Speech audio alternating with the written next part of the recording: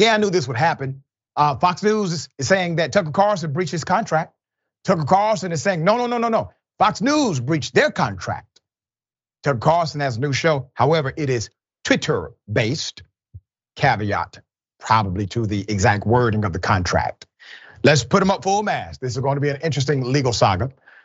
Fox News is accusing Lil Tuk Tuk of breaching his contract on Tuesday. He launched a new 10-minute opinion show on Twitter, exploring various conspiracy theories. According to Axios and Mediaite, lawyers for Fox News sent a letter to Carlson threatening legal action. Regardless, the host promised to be back with much more very soon. He was dumped from Fox in the wake of the devastating legal settlement reached in mid-April with Dominion Voting Systems, which has sued for $1.6 billion, alleging the network knowingly spewed damaging lies about its machinery as it spread false claims that the 2020 presidential election, was stolen from Donald Trump. Fox agreed to fork over $787 million to avoid a potentially humiliating trial. The network announced the following week that Carlson would be leaving, although it did not give an explanation. Now, there are many who speculated that Tucker was fired because of the lawsuit. I completely disagree.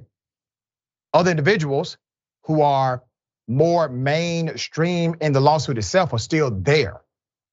And it was shown by various leaks as well as information made to the public. Well, almost everybody engaged in this malicious activity against Dominion. That's not the reason Tucker was let go. Tucker was still number one on the network, bringing in much money. He was let go because other messages showed his true feelings for Fox News and the management and his own manipulation. So they canned the guy, right? There's more. According to Axios, Carlson accused Fox News, however, of breaching its side of his contract in May, setting his lawyers up to argue that a non-compete provision in the contract was no longer valid. Carlson said he was told his ouster came as part of the settlement with Dominion. Axios and Variety reported. Fox News denied that was the case. That's the one time I actually agree with Fox News. I think Fox News let him go for other reasons. Now, remember, Fox News, according to the complaint, they're the ones who engaged not only in the action, but they covered for executives who did as well, right?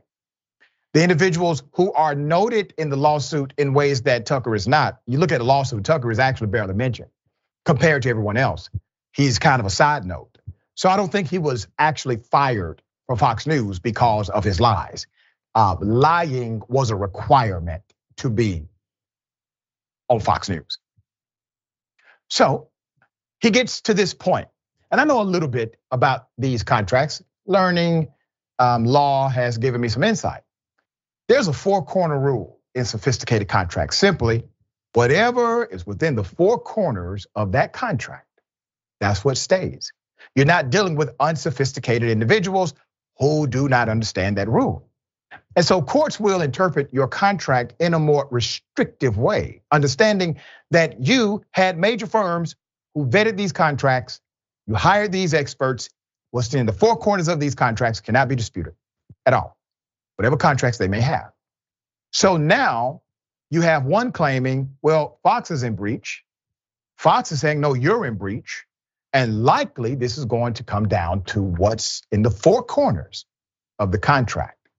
How did they provide the non-compete clause? Does it say broadcast media? Does it say he cannot participate in cable broadcast media? Well, that may be a problem for Fox News because Twitter is not considered that. All right, going to be interesting. No matter what, Lil Tuk Tuk will continue to lie. All right, that's the bottom line. Jordan, thoughts here? Yeah, it's still really surprising that they let him go because he was Fox's golden boy for years. Even as he lost hundreds of advertisers in 2018 and 2019 because of his vile, racist, anti-immigrant, sexist whatever language. I mean, all of these, he checked every box. Yeah. They still held on to him. They took a loss on that show. Primetime is his hour was one of the most valuable hours for advertising dollars. And even when nobody was advertising, they held on to him. So I think your point is right. It was something beyond the impact that him or his show had on the network financially, which is really funny. It shows how petty they are. And you can see that in the reaction because they took the setback that they built for him at his home.